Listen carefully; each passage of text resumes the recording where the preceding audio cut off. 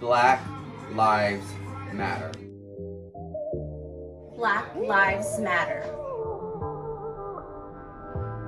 Black Lives Matter. Black Lives Matter.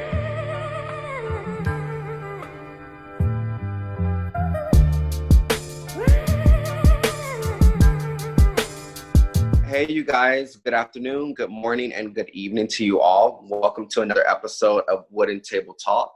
This is episode 7, titled Mental Awareness. Again, I am Eric. I am Brittany. I'm Cheryl. And I'm Jade. And today, we're actually going to focus on a very important topic. And we feel that this is the right time to actually talk about this issue, which is mental awareness again. So the way we're going to structure this episode, we're going to touch on 3 important categories. The first one being Reequip. The second one being Refocus.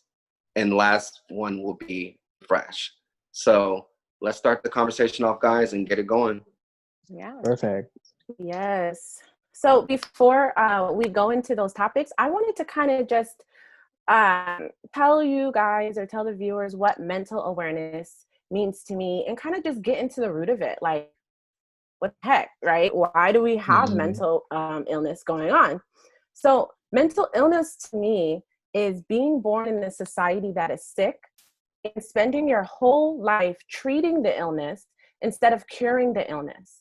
Mental awareness also means to me is hating yourself and spreading that hate. I kind of want to just, on my perspective, on dig deep a little bit into what am I saying, right? So the American soil that we grow our food on was tainted from the start.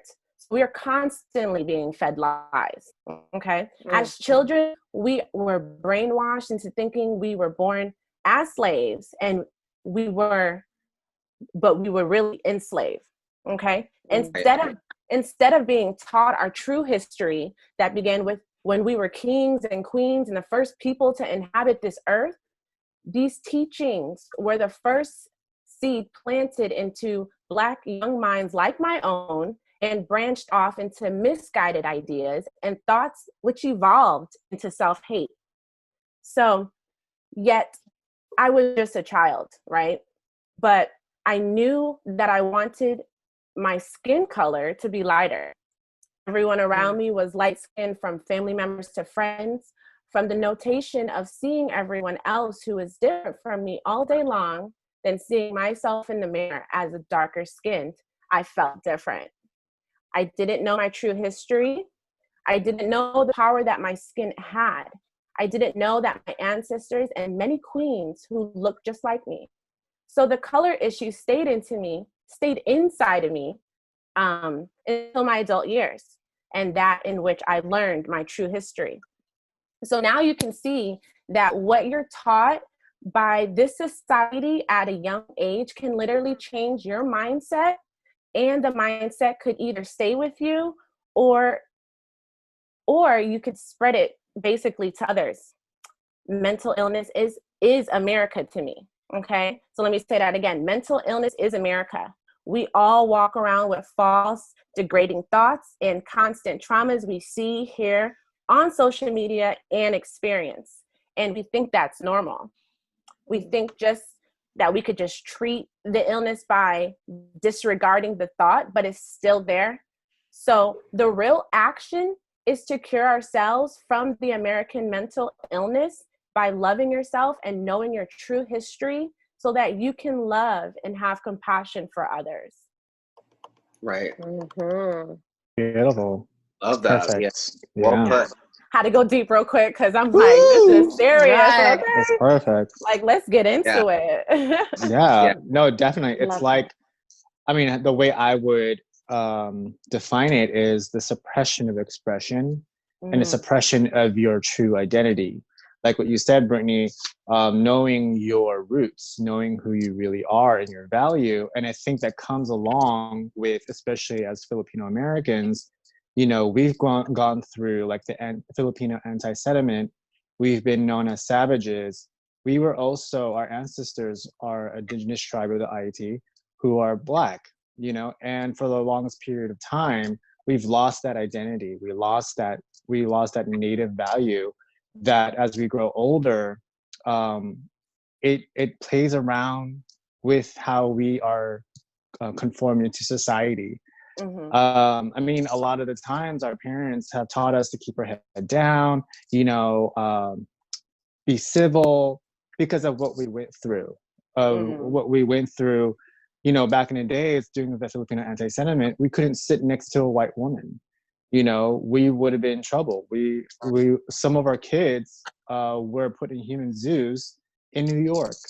So these were the things that our native people were trying to run away from, but that when we continuously ran away from it, we lost our identity, and that became our mental illness, our own mental illness, and that deprived us from understanding anybody else.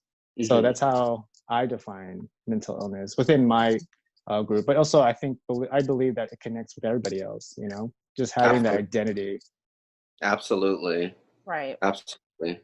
Yeah, I would say for me, and I kind of want to put this out there as well, mental illness is definitely something that affects the way that people think. And that's very deep, and it resonates with me because I feel like, just as all of you and all of our viewers that are watching, because we go through different walks of lives, and different things happen that traumatize us, which can affect the way that we think, which can also be defined as having a mental illness. So for me, being a black in America, a Black male in America, period, off top, you know, I go through the trauma every day with certain thoughts and fears that really it does some crazy stuff to my mind and my mental health at that. And I know mental health and mental illness is completely different sectors, but and I know they align and they run together, and there's some overlap right here and there, but I feel like I do suffer from mental illness. It's very heavy within my background in terms of family, you know, more so my dad's side, but just in general. And it sucks. And I feel like a lot of times it's passed on to me, walking down the street every day, you know, with the fear of, oh, is this person going to think I'm going to steal their bag? You know, no matter how educated I am, or, you know, how well dressed I am, or, you know, where I live or what car I drive, it really doesn't matter. And it affects me. And I hate that I have that fear. Also, we can even talk about imposter syndrome, but like, I do have that a lot of the time, and I try to be strong to get through that. And I unfortunately hate that, you know, being the only person of color, you know, at work for the most part, you know, it does suck, and it affects my mental all the time. The simple fact that I am not seen on a even level playing field as the the majority, which I hate to distinguish minority versus majority. I really hate the minority term. I don't feel that I am a minority. I don't feel that what's on here on this panel is a minority, but yeah, it just sucks. And so, you know, I have nightmares at night, you know. Yes, you know, you can be a veteran in the war and you can see traumatizing events, and that can affect your mental, you know, illness. You can be at a club or a bar and you can be, you know, have a drug slipped, you know, like a roofie or something slipped in your drink, and, you know, your mental health can, you know, be impacted at that point as well. But I would say at the end of the day, no matter what walk of life, you know, we come from, what we experience, it's still a very important issue that should be addressed, you know, whether it be an ex-veteran, whether it be a person of color in general, whether it be someone that's homeless on the street. You know, we all have our story, but I feel like and what we're going to demonstrate today is how we kind of like cope with it, and how do we, you know, try to move forward and gain clarity. Nothing will be perfect, and we probably will always have, you know, these feelings, and all experience some sort of mental, you know, illness within our lifetime. But it's just, how can we really come together, talk about it with each other, feel empowered, you know, and motivated to get through it together as a unit. Perfect. Right. Yeah, absolutely. Yeah. Well, to kind of piggyback on that, I do definitely believe that mental illness does exist for everyone. It just differs on like, severity and like, obviously your own walk of life. But for me, mental illness, one way to perceive it is the absence of balance. So like, I think mental illness means like there's an imbalance in, that specific person's like life. So that can mean, an imbalance in like, from having more good or more bad in your life that affects, your mental like approach to things. So I think that's what mental illness is to me. Again, like being a Filipina lady, like I believe that, being a Filipino American, like I feel like there's also shame associated with if you're too Filipino. I don't know if you guys ever heard that, like, or if you're too Asian or if you're too much of this. Yeah. So Yeah. for in the Filipino spectrum, like when you're too Filipino, I don't know if you guys heard this term, you're then considered like a fob. Have you guys heard of that acronym? FOB? Mm-hmm. So it means like fresh Yeah. off the boat. So Yep. for me, I think that acronym is associated with like your demeanor and you not being American enough. So that's something that I've, seen in my community that I think is not very, I guess it does tie in with like, the identity issue with like mental illness. And I feel like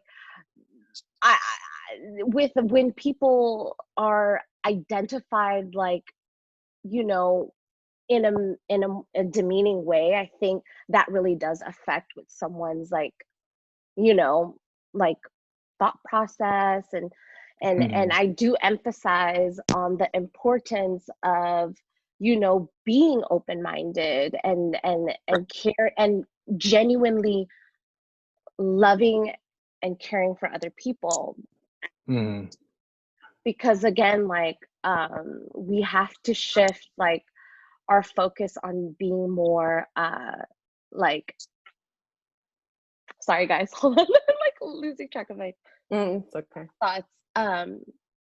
I think it's very important to, listen to other people's stories. Yeah. And being an advocate of speaking up and spreading awareness, but we're quick to judge. So I think it's just, very, very important to listen to what people have personally gone through instead of like, jumping into conclusion and quickly assuming that they're this type of person based on their appearance. So yeah, I think it's really about breaking that easiness to like judge those that you come in contact with. That goes back to like the term identity and like forgetting who your identity is.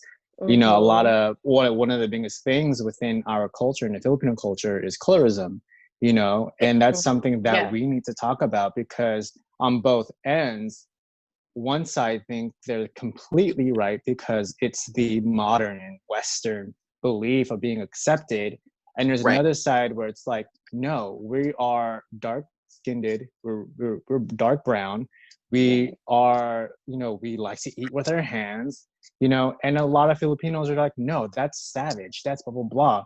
Look at, bleaching the skin in the Philippines. It's so popular. You would not see probably like 90% of, 80% or 90% of Filipinos bleach their skin because they want to feel that they're accepted, that having a lighter skin means that they're going to be respected more. And I see this in a lot of communities, So that's especially that's the celebrities. It's a huge issue. And that takes away the identity. And when you take away the identity from both ends, people are thinking like, oh, which of us is the bad guy? Are we a good guy? Are you a bad guy? So that's what's another issue, Yeah. Oh, definitely. Right. And Eric, that of course. plays I definitely, I wanted to quickly, yeah, exactly, Brittany, for sure. We deal with that in the African American community, our Black community, just to put that out there too. And you guys, Jade and Cheryl, you guys said something pivotal. Two things. Cheryl, what you talked about was actually ideal in terms, well, not ideal. What am I talking about? But it's impactful. So the fact that you have to code switch. So you said being too Filipino. Well, we deal with that community too. Being too Black, code switching at work. You know, can't really authentically be yourself, so you have to kind of like fake kind of something else that fake it to make it, but it affects the mental all the time because it's like you're not being true to who you really are. You're not embracing who you are. It's gonna be seen as maybe too Black, maybe ghetto, or you know, whatever the case may be, which is so unfortunate. And also colorism is a very big deal in the Black community, period. You know, there's such thing as what is it, Brittany, the house Negro and the field Negro. The field Negro. And let's talk about the paper bag, what yes. Yes, back in the day, skin had to be lighter than that brown bag, right? To be considered white, and they were accepted. Exactly. So it's a big deal. Like, you know, I used to do that too. I used to try to like stay out of the sun. I'd be like, I gotta stay out of the sun. Like, I don't want to get too dark, you know. And like it affected the mental because it's like you don't want to be too dark because you don't want to be seen as non-attractive. You don't want to be seen as bad. Exactly. Right. Because, you know, something that I did see on YouTube the other day was little kids are thinking this way very, very young. You have doll babies right in front of them. The simple question, what is good, what is bad? Yep. Always as good is the white, always bad is the Black. So that is crazy. That's why the root happens when we're young. That's why I said when I was young, colorism, you know, because on one side of my family, everyone is light skinned. There's probably me and maybe somebody else that is brown skinned. And then on my other side of the family, everyone's brown skinned, but I was mostly on my, you know, everyone was light skinned, that side of the family all the time. So until I got into my 20s, that's when I started realizing who I was in my history. Not until I realized the true history is when I realized I am a queen. I always wanted to be something else. And how toxic is that, you know? Because then we pass that on. If I would have had children, pass that on to them. It has to stop, you know? It has to stop. Definitely. It does. It's ridiculous. But, it's suppressing, you know, like it goes back to suppressing your identity, you know? I mean, one of the things that I want to jump into is I know that there's so many things that's going on today, especially through this revolution that we are dealing with emotionally. And as much as we're going through this, what am I aware is, of course, the mental state of individuals of different communities. And, you know, we're all dealing in a different way. You know, like for me as a Filipino American who's in an interracial relationship, also who's queer, there's a lot to deal with. But I know that within this movement, the Black Lives Movement, I wanted to ask Brittany and Eric on a personal level of how you're feeling through this movement. So I want to start with Brittany saying, how are you feeling as a Black female going through this situation? Well, first of all, I want to say her name, and I want to say her name anytime my voice is heard, Breonna Taylor. Yes. Okay? Yes. I was so similar to her. You know, she was a Black woman. She had a Black boyfriend. I have a Black husband, you know. And it's just like seeing that, it makes me feel more unprotected in America. Right. It feels like I am at the bottom. It makes me want to tear up every single time. This is ridiculous. You can make a Breonna law, but you can't arrest the police who murdered her.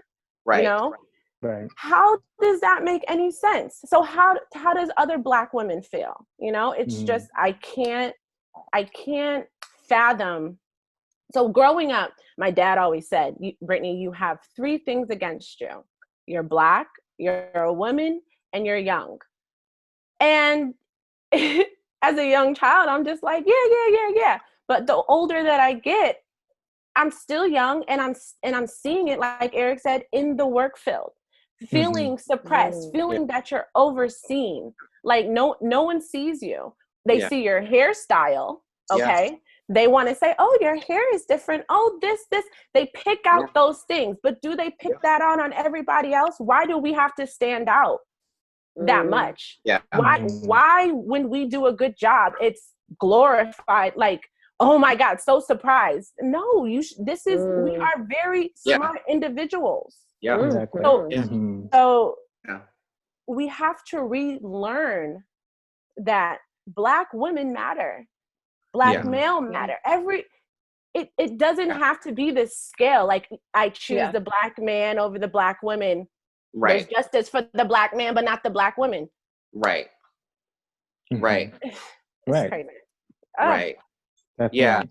Yeah. I would say, Jay, for me, and all those sentiments, Brittany, all of those sentiments. It's so funny because I remember going on an interview, and this is back when I had like the braided, like ponytail bun with the faded sides. And like, people did not give me a job. Like, I was jobless actually for 3 months because of my hair. And so eventually I ended up just cutting it off, you know?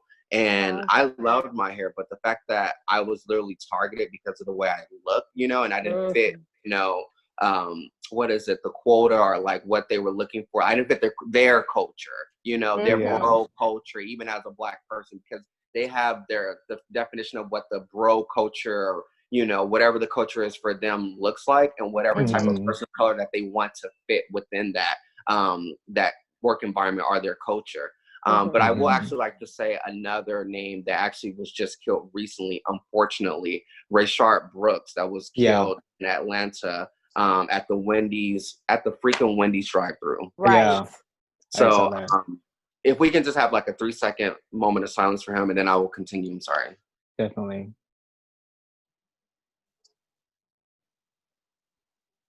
Okay, thank you.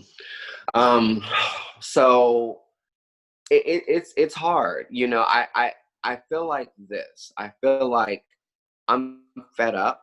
I'm angry. I'm hurt. Why us? Like, why? I don't understand. Like, what do we do to deserve this?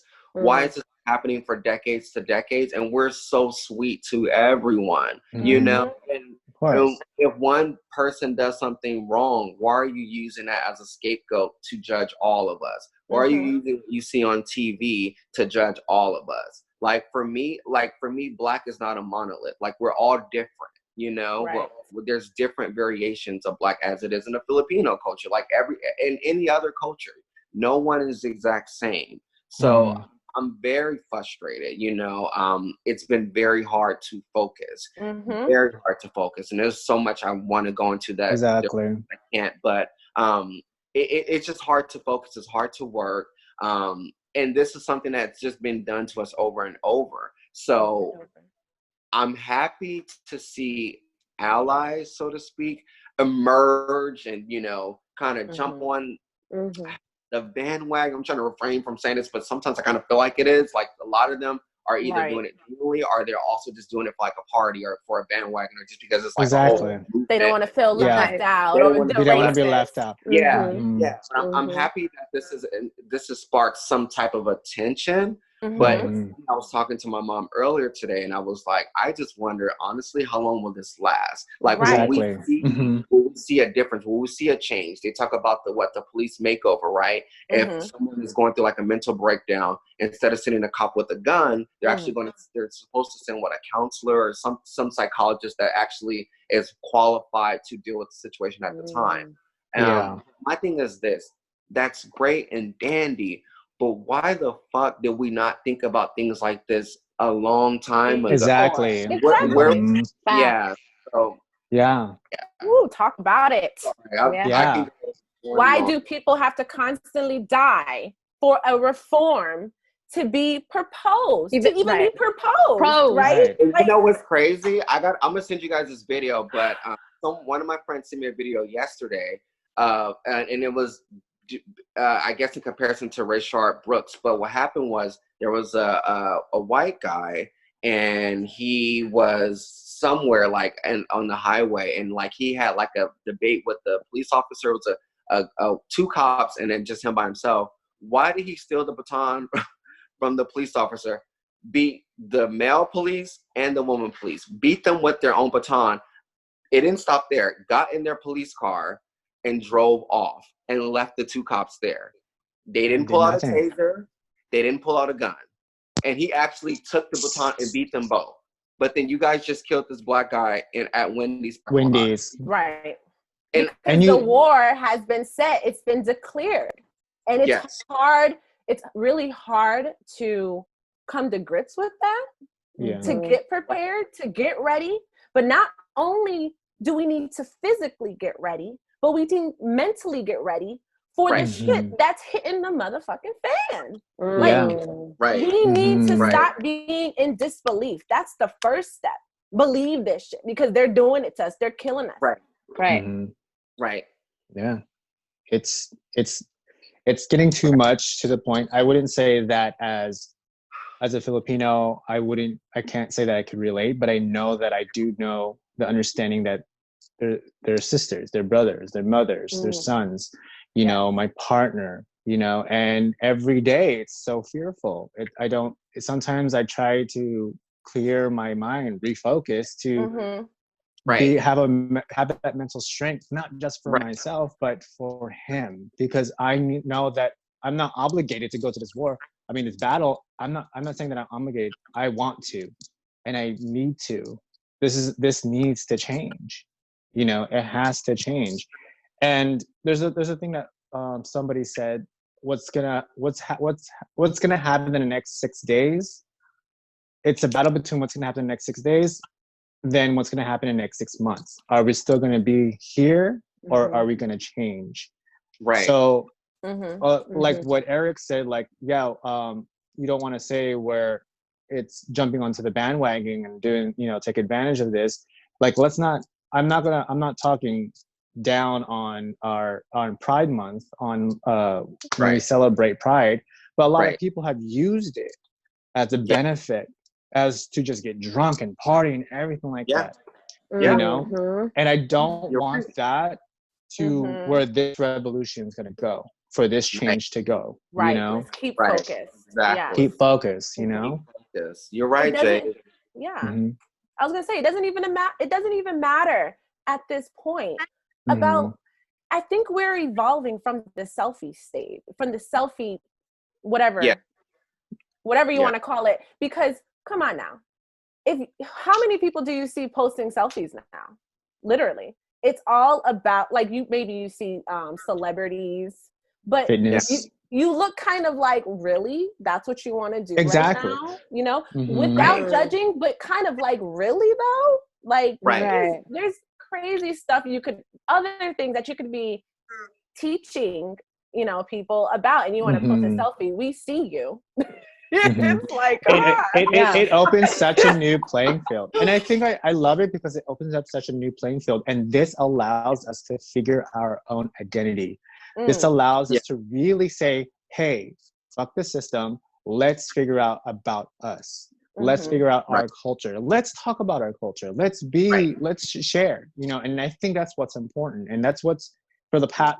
I can only say this: before any of this anything happened, we were so suppressed to a system that we had to abide by and believe it, to like saying like, oh, this person might attack you, or this person, you have to be professional, you have to look professional to be accepted. And that it cuts here, it stops here. We don't have to do that anymore.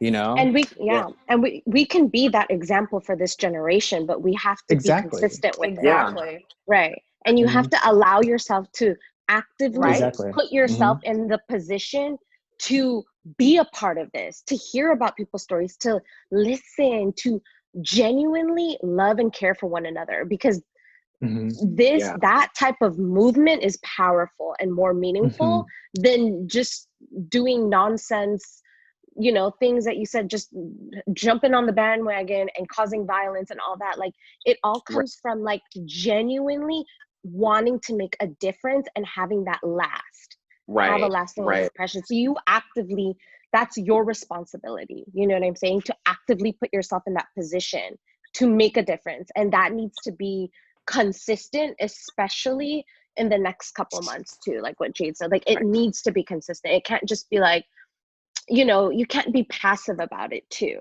because you know, right. And so this is in the forefront right now. Like we like we need to keep this momentum going. Exactly. Right. Like I want to hear these stories. Like, how do you feel about it? You know? And I think that, you know, giving that invitation allows people to remember humanity and to remember that we are all deserve to be treated equal, essentially. Right. So then just you asking a simple question or approaching someone that maybe would appreciate that would change their day, you know? So just being active about it, putting yourself out there, putting yourself in that position. So that's, I think that's powerful in its own word, you know? Actually, yeah. No, I agree, Cheryl, and that was well put. Speaking of words, I have a question, and I kind of want to echo the same question that Jade, you asked Brittany and I earlier. And I apologize, I'm kind of like asking it now, but what just came to mind was two events that occurred. We're all familiar with the event, and I'll get into the question. The first event that occurred was the girl. She was of Asian descent, and she was working out in the stair steps. Have you guys seen that on the news? I've seen that one. And then the older Caucasian woman came. She got attacked at Torrance. Got super hostile, called her out of her name. And actually, my mom sent me a video today that I was unaware about. It was a Filipino guy, person of color, queer. He lives in Pacific Heights. And he was, I guess he was painting on a stencil on his own property in Pacific Heights, Black Lives Matter. And then the CEO of LaFace, that beauty company, came and basically was like, what are you doing? Like, I'm going to call the cops on you. You should not be doing that. And he was just like, well, call them. This is my property. Right.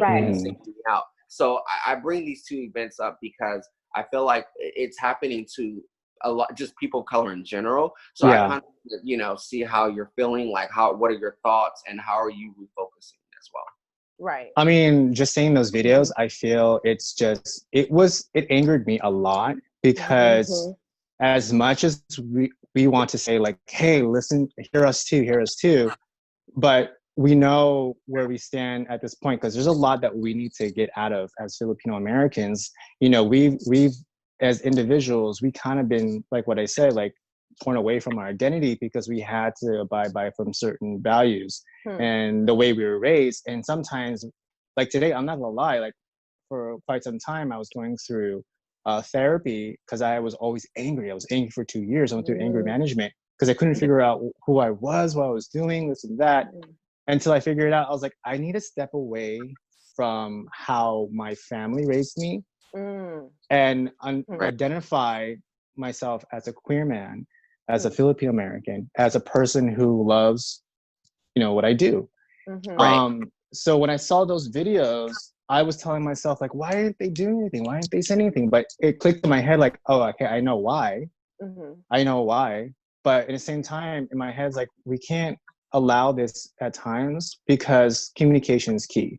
If you know, if you see something bad, if you see something wrong, this is the time we have to speak up and say something. Right. You know? Yeah, right.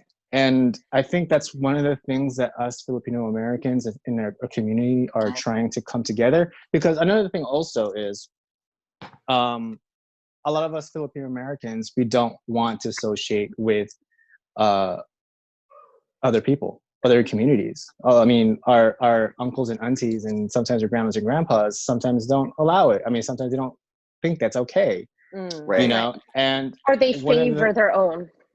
Exactly, they favor their own. But a history is, in Filipino American history, if you didn't know, Financial District used to be a Filipino community. It used to be for the Filipinos. And they were kicked out. They were being evicted. And you know who fought with them? The first people that fought with them to fight for that area was the Black Panthers. The Black Panthers. So the Filipino Americans have always stood beside the Black Panthers, but a lot of our elders today are trying to step away from that history because they're thinking, I mean, I don't know if it's true, but some of us are thinking like, hey, let's just keep it within our community. That way we're safe. I agree. And I understand that. But at the same time, it's like, we're it's times are changing, and now we're one. You know, we need Right. to watch each other's backs, and we need to learn how to speak up. I tweeted. I know this is bad, but I tweeted. I don't know if you know Karina Rodriguez, when she confronted a racist and she slapped her, and because the racist like held her physically, and she's like, "No, I was born and raised here. Don't tell me to go back to my country." Right. Well, bam, slapped her. And for me, I was like, just watching that was so liberating, because you saw a person of color stand up for herself and say, no, I am American. I live here just as any person of color who worked hard to get here. Shut your mouth, you know? Exactly. Right. Yeah. Exactly. Right. Wow. It stops with this generation. Yeah. I know y'all see my IG post or my story. I said it stops with this generation. Yeah. And I feel like it's with like the elderly community too, like, you know, they just love being comfortable with what they're familiar with. So I resonate that with you with when you said with the Asian community wants to keep it within, you know what I mean? But that boundary, that like limitation that they put amongst themselves needs to be broken, because we're more than diverse than ever now. You know, like our, you know, workplace is so different now than it was before. So they can't just limit themselves to, I'm only familiar with this, so I'm gonna like hang out with these type of people. Like that's very just, that's like disrespectful, but it's also very close-minded, you know? And I think that's very much present today. Have you guys seen this? Speaking of videos, there was this one video where I guess two cars had an altercation. I think this was going viral, but one car was a white elder lady, and then the other car was this Asian man. And so I don't know who hit who or whatever, but it was definitely an altercation, and both stepped out of the car. And this elderly white lady went in, no mercy on him, saying, how, like, you know, cussing him out, like, how dare you, like, you need to go back home, you Chinaman. And she started mocking him and then speaking in the like Chinese accent. And he was just recording the whole thing. He's like, ma'am, you need to get educated. You need, at least he spoke up. And she knew she was being recorded, and she didn't care. She was like, she went in. I mean, like, she was saying some very hurtful things, and to really like mock him with his own accent, like, no, like, girl, you just, that is just very belittling of you, you know? So me seeing that video definitely like frustrated me, and the audacity, like, and supposedly this is not her first episode. Like, she's been seen around in other like places. No, I think you're talking about the same lady that did the who went off on the girl on the stairs. Because she has three viral. Okay, so she does. Oh, okay. Well, yeah, she has 3 viral videos. Yeah. No. Okay, well, I've seen the Chinaman. Yeah. She literally was like, go back home, go back home. Okay. So this is my country, this is my government. Identify her. Right. See, this is what I'm talking about. He shows her license plate. There's 3 different videos? 3 different videos, the same lady. He shows her license plate, so it's, I'm sure she's exposed. She's exposed. He literally reports it. But here's the thing, she's exposed. She's exposed, but at the same time, it's like, why did it take this long? Why did it take this long? Like, my thing was, I had this conversation with Clay the other day. I was having this conversation. I was like, okay, so there's so many racism and hate that's going on, and it's taking so long to confront it, say something, do something about it, and they're going to do something again. They're going to attack somebody. God knows who. Yeah, God knows who, what this person, the same person is going to do. Probably call the cops, get someone hurt again, you know? And it's that, I think that's what's scary, and that's what's really pushing our mental health, is that the fear, not just things changing, or the fear of not having or mourning for the past. It's the fear of stupidity, the fear of these, like, just stepping out of your house and getting physically or verbally attacked. But I mean, a lot of time it's like my hugest fear is, and I keep saying this to myself, and I hate to say this, it's just like, I'm afraid that something might happen to my partner, you know? And that, I mean, him just going to visit his mom, it drives me nuts. It's like, I'm like sitting on a couch for maybe 2 hours, just waiting until he gets home, you know? And then it's, that puts a lot of, I'm not saying that I don't want to emphasis everything around me, but it's just the fear of knowing that that's your partner, your sister, your brother, your mother, you know? Yeah. And Jade, you know what? The thing is, fear is one of the illnesses of America. They do this since we're born. They want us to fear. They want us to be fearful of, like you said, going outside, driving. This is their whole, they're on code. See, the thing is, we need to be on code. All of us of color need to be on code. Definitely right. See, fear is also contagious. Okay, so you're gonna so that is something that just needs to be cut right at the head. Exactly. And you need to believe it more and more every day, because when you fear, you attract it actually to you. Something does actually happen. So you gotta counter that. Exactly. So I think that is one of the things that I think that we should refresh on. Exactly. No, you're definitely yeah, definitely. Absolutely. I agree. It's like the flight or fight response, and it's are you going to hide away through a situation, or are you going to step up and fight? And I think that that's something that we need to really shift our minds and understand. And the way we're doing, like talking and figuring it out, allows us to shift that mindset and know that it's, fear is not really there. It's just don't fuck with you, you know? And I think, I'm glad to have this conversation. It's been in such, it's a while. It's something that I haven't really want to speak upon, because it's something, of course, I feel that I fear myself, but I shouldn't have to fear for it. You know, if I know that I'm doing the right thing and I know I'm standing next to the right people, then I agree. I would say that's something that has been like aligning with me since forever, because I'm not like the most like church active going person, but I do believe in, you know, the man above. And, you know, one of the biblical verses is, you know, thou shalt not live in fear. And so like every time I'm talking to, you know, whether it be a friend or a family member, you know, my mom, she's like, I'm like her baby, even though like I'm like 100 years old, like I'm still her baby. And so like she's like, don't be driving at night, this and that. And I'm just like, I understand where you're coming from. I get it, but however, I cannot live my life in fear. I will not. Thank you. You will not. I cannot do That's that. all like, parents too. All around. Yeah. So I'm going to understand Nicole, what Brittany's saying to her point, but I will not live in fear. Yeah. Definitely. You're absolutely right. Yeah. Definitely. So that's time for refresh. Yes, definitely. I love that. I love that. How can we refocus? I think what we're doing is definitely a great way to refocus.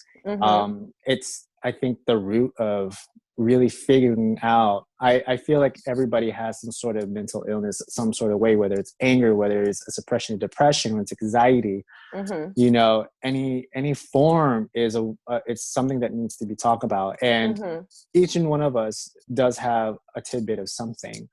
And figuring it out is in verbally saying it, and it doesn't have to be agreeable. It doesn't have to be the right thing, but as long as you realign yourself to do something better and to define your mistake and do it better, I think that's a way to refocus. And this is great to anybody who's watching. Like, allow yourself to do this. Allow yourself to know that it's okay to talk about being having anxiety. It's okay to be depressed. It's okay that if you were meant to verbally or attacked, that you talk about it, that you do something to figure it out. And I think this is a great way to refocus.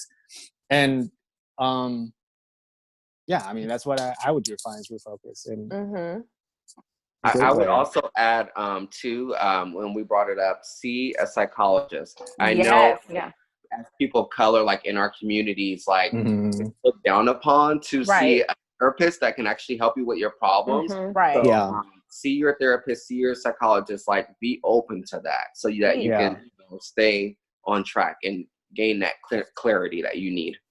Definitely. Yeah. Yeah, that's Yeah. also taught in our community as well. Like we're told, Right. Yeah. you know, if we have a problem or issue, we're just like, oh, You're you know, supposed brush to- it off. Just pray about it, right? Exactly. Right.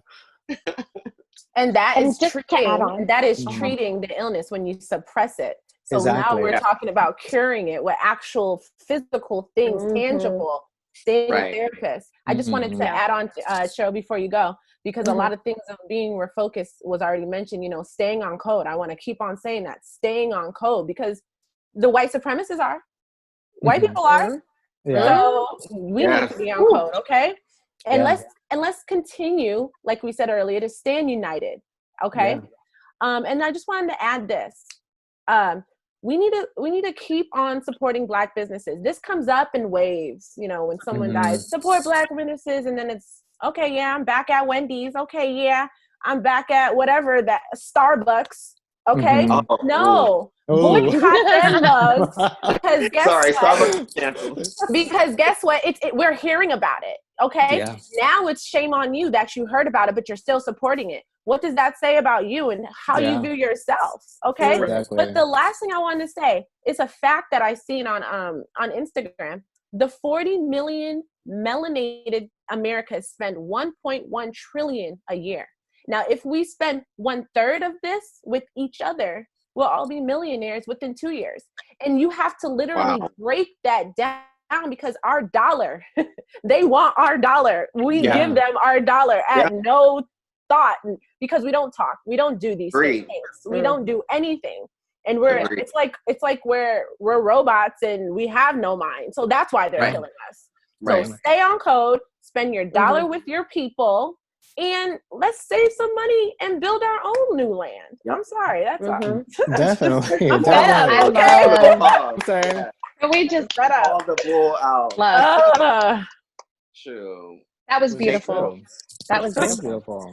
I just wanted to add like a little tidbit that, I mean, it all starts with accepting, right? Like not being in the perfect state of mind, accepting the fact that, you know what, maybe I do have like an issue, or maybe I do have a mental illness. I think that's all about like accepting it and not trying to like, you know, kind of, you know, just throw it under the rug and just kind of like brush it off. No, like you got to accept it, right? Declare it and then take action. So I think that's where it all starts, right? It starts with that first step, right? Knowing and not being shameful of it, like what Jade said, just accepting it, declare it, and you know, make moves. Talk to the right people. Talk to people that were relatable. Definitely.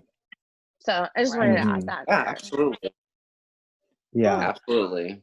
And it is one thing that we also need to understand through this new wave is that since we're understanding more of our identity, anybody who's watching should understand that there's a huge community now that's allowing yourself to understand yourself, to really speak about yourself. And we're not going to say no. We're learning not to say no. And I think that's the new wave of this revolution. It's just like, hey, if you have something that's a problem, there's emotionally, or something that's happened to you in the past, we're a community now that aren't going to say no. Right. Know? Exactly. And then that's the main thing. And I think, I don't know, it's such a relieving feeling that having this conversation with you guys, and it's such a relieving feeling to know that it's not as hard to turn a cheek in the next year or so if this fight continues on, that we can continue to do this. Yeah, absolutely. I feel relieved already, but there's a lot of work. There's a lot of work to be done. It needs to be persistent. This will take our whole lives, and then our children's life. It's a constant fight that we. It will be a constant fight. We just have to realize. I think because our generation's always like, you know, TikTok a minute. Like we're so instant. Right. And if something prolongs, then we're like, I don't know why this is going on. But you better know why this is going on. Exactly. Like, you know, as long as you stay passionate about it. then the Exactly. prolongedness Exactly. is nothing. You know, you got to just feed it from within. Like, be super passionate about Inspire. the purpose, the goal. Yeah. Because And that's the a thing purpose too. and the goal is for the future and on, right? You want to Exactly. see Right. that's the motivation. That's what you need to stay focused on. That's key. You know what I mean? Yes. And I feel like at the end of the day, like this, with recording this video and sending it for our viewers, we're actually doing the work, you know? Like, I don't know one thing about the analogy of having like a shovel and like we're like sticking it in the ground and like slowly getting some dirt. So we know we have a long way to go, but this works. This is progress, basically. Exactly. Yeah. Exactly. Yeah, which is pivotal. Exactly. Yeah. Very. Yeah. Yeah. I want to ask, like, I know since we're laying everything to the table and feeling a certain way, what is some ways today are you doing to get refreshed, to feel like you can just go throughout the day? So what are some practices or exercises you do to feel more refreshed mentally? Yeah. Go ahead. Oh, no, go ahead. I would say for me, honestly, like I had to shut the news off just for a little bit here and I there. was just gonna say. That's for me, because it's just a lot, right? Like it is a lot. And like I said to my earlier point, this shit has been happening. It's nothing fucking new. I don't need to keep seeing it on the news. I don't need to memorize another name. I mean, yes, I'm gonna bring light to it, but it's just, for me personally, it's just over and over and over. It's just too much. So I actually have to take a break and like get a glass of water. You know, I have a dog, for the viewers that may know already at this point, because she made an appearance in the videos. But I take a walk. You know, I get there. You know, that helps me. Talking on the phone with friends. You know, that helps me a lot, right? So I think that's what I do. I do pray. I pray that everything gets better in the world, you know, not just for me, but for everyone, you know, all people of color, everyone, you know, even our allies. Like I'm not racist. So I definitely do that. I pray. Music helps me cope, but really the biggest thing has been like just shutting off the news at this point right now to refocus. And writing too. Like I'm starting to write, definitely. That's what and like manifest a better future and a better world for exactly. The things that I do, you know, I'm trying to stay a course. So when I see things, I want to post it on my story, and I don't want to get tired of it. So I am constantly doing it so that it could be something that is like sleeping. It's just because the information needs to be out there. So if I'm a voice, I'm going to utilize it while I'm here on this earth. But so I'm going to keep giving all the information that I can. But how do I fill myself back up at the end of the day or through the day, actually? I take hours. Sometimes I take a slot. Okay, at 3:00, that's when I'm going to go ahead and meditate. That's when I'm going to go ahead and put on the Calm app.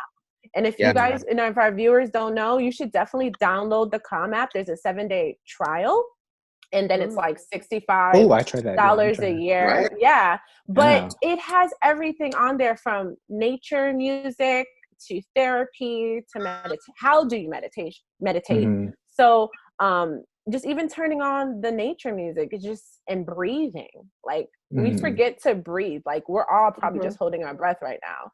But when you turn on that app, the first thing it says, take a breath. Take a breath, like, and you be like, wow. But that's what I do. That's really good. That's really good. And we all forget to actually breathe. Like I feel like that really is the case. Like don't do that. Wow. Take a moment. Right. Yeah. How about you, I Cheryl? mean, for me, some of the things that I do is definitely intentionally like not feed into, you know, the constant news, or feed into every negative like update, or, you know, because it's so readily available. So I intentionally not feed into that. So I replace that with, you know, a refreshing run outside. I replace that with, you know, listening to someone that I admire, that, you know, motivational speakers, you know, and again, like, Yes. just as instant as, you know, TikTok may be, there are instant positive messages that these, you know, motivational influencers also provide. So I like that too. So instead of doing the instant for entertainment, I do the instant for like, let me hear a quick uplifting message because I need something now. You know what I mean? So Right. I direct my energy to that intentionally versus like, Right. because everything that you do should be intentional, because that is a reflection of how you approach life. Because you're like, I feel like you get more productive things done when it is intentional rather than, oh, let me just kind of go about my day, which is good too, because you don't want to be so like, you know, like stiff all the time. But yeah, being intentional helps me a lot. Like, okay, I will intentionally listen to this, you know, for 30 minutes while I clean, because at the same time I'm listening to something positive, but I'm getting things done. So I love that. Like, that's my thing. And listening to music too. But if I'm going to clean, I mean, I don't want silence. I want to hear a beautiful message. So that's something I do personally to refresh. Exactly. And constantly find new sources, like, oh, like recommendations from friends, like, oh, listen to this person, you know, or whatever you guys recommend me. I'm like, okay, I'm gonna add that to my list, and I intentionally actually add that to my notes so that, you know, it's easy to forget things. So I'll, okay, how about next week, like, I'll listen to this person because my friend was all about it. So I think just intentionally putting those positive like influences and replacing that with like, you know, just kind of the negative things that are also, you know, very much around. Yeah. But no. Yeah. That's very good. Beautiful. Yeah. Well, like for me, what I do to refresh, I mean, right now I find gardening as a really great, it's so therapeutic, and it's so great to watch something grow. And I did something where I didn't label the seeds where they're growing, because I was like, I don't want to be discriminatory and say, oh, this is a tomato plant. I want it to surprise me when it grows up and give me its fruits. I want its fruits to surprise me at the end and be like, oh, I've seen what you have given me through your growth. So that's something that I'm beautiful. looking forward to. That's cute. That's I never thought of it, because I do plant as well, and you know, I actually I have the labels there, and I'm always looking like, okay, my green pepper is growing better than my basil. You know, but when you look at it like that, you take it with you in life, and I just feel like that is so beautiful. Yeah, it's different. That is different way of thinking. I like that. So, well, I never learned to really think that way until this change, you know. And I think when we can take the goodness of this change and then apply it to the perspective of our life, it can give us so much of our identity, so much of who we are. You know, the appreciation, how we see things. So that's one of those things that I do refresh, and of course I write. So I sometimes I have a thing where I don't leave the bad, because I take the bad and I create art. So I usually write like scripts or short films, incorporate characters. I create kind of like a fantasy world. So I usually that's where the bad goes, and the good goes to what I do in love. Life so that reflects art. Yes, you want to kind of just shift it in certain places.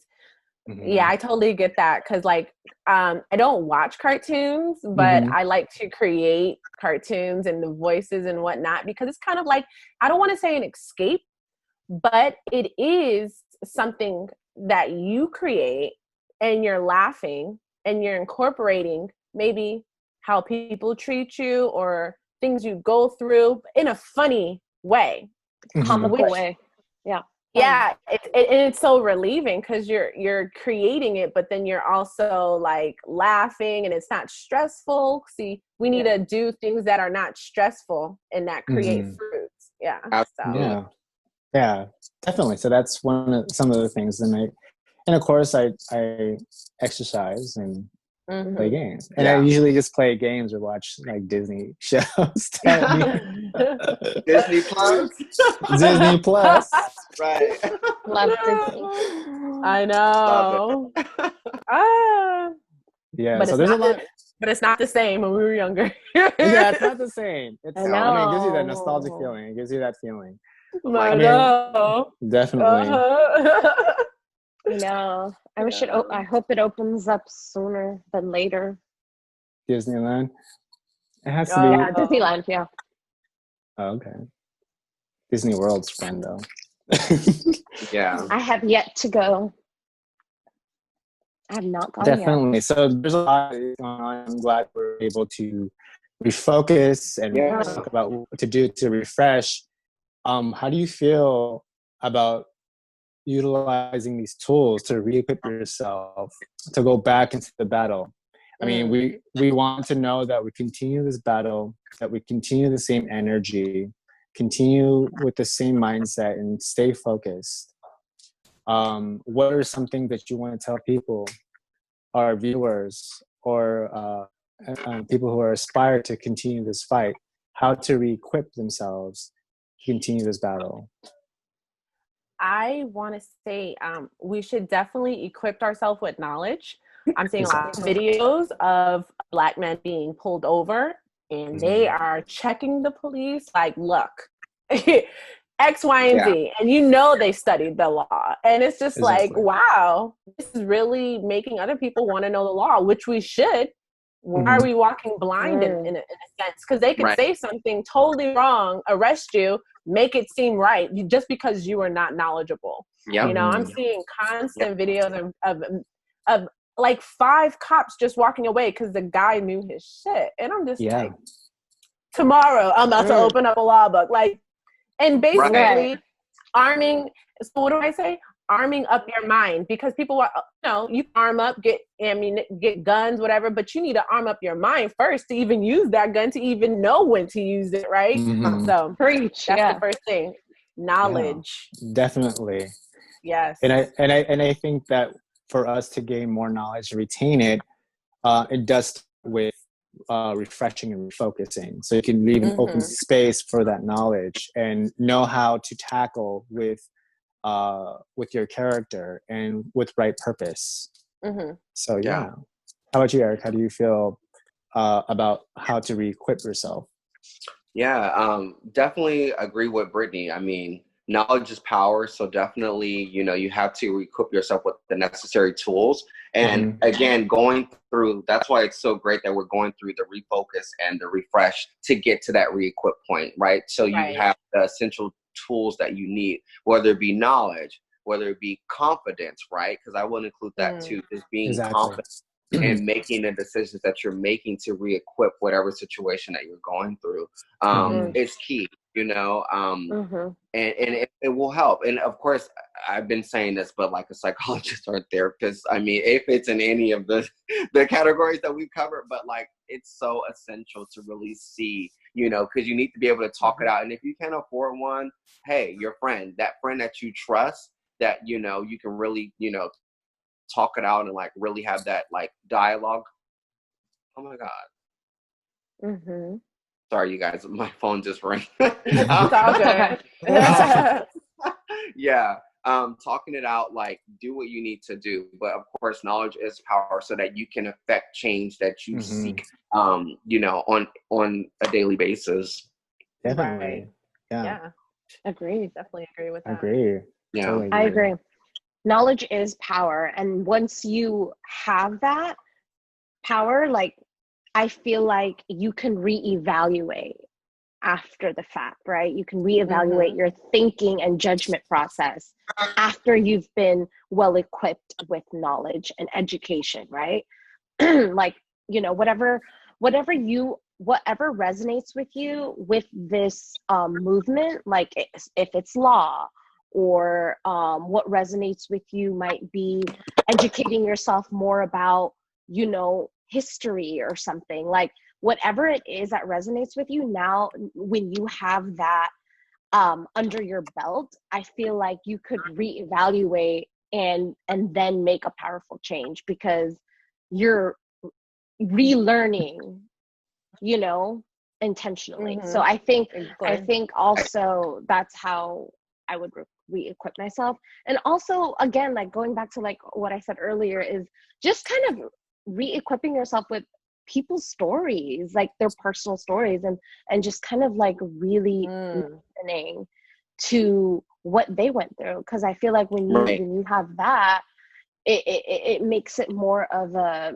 humane understanding rather than hearing it through somebody else. Like you are one-on-one with them, like you have a deep understanding. So I think that's how you can best equip yourself when you're talking to someone personally, one-on-one, right? Rather than like, I don't know, you know, hearing it through a chain of people. I think that is very like meaningful to me, I guess, because I'm a very sentimental person.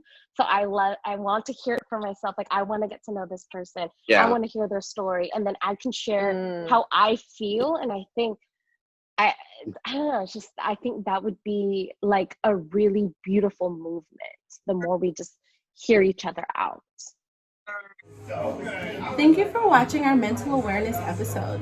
We will be providing links and phone numbers for your support.